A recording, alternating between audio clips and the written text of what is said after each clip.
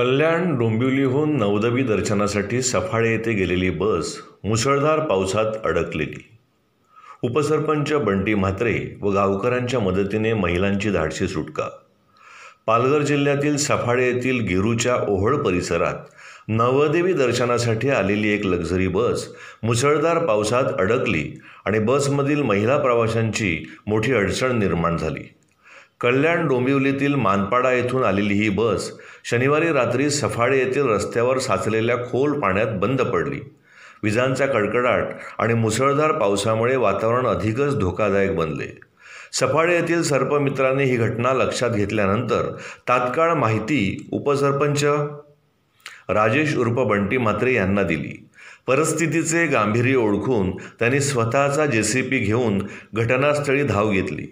बसच्या मदतीने बस सफाळे येथील नायरा पेट्रोल पंपावर सुरक्षित हलविण्यात आली। महिला प्रवाशांसाठी सफाळे येथील ग्रामसेवालयात सुरक्षित मुक्कामाची व्यवस्था करण्यात आली। स्थानिक ग्रामस्थ निलेश वजे यांनी महिलांसाठी चहा व बिस्किटांची सोय करून आपली माणुसकी दाखवली। रविवारी पहाटे 6 वाजता मुंबईहून दुसरी बस आल्यावर महिलांनी दिलासा व्यक्त करत परतीचा प्रवास सुरू केला। या संपूर्ण घटनेत उपसरपंच बंटी म्हात्रे यांचे तात्काळ व धाडसी प्रयत्न, सफाळे येथील सर्पमित्र आणि ग्रामस्थांचे सहकार्य यामुळे महिलांना सुरक्षितता मिळाली।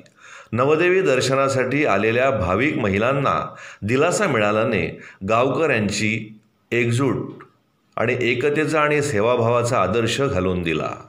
दरबार न्यूज 24 ला सबस्क्राईब करायला विसरू नका।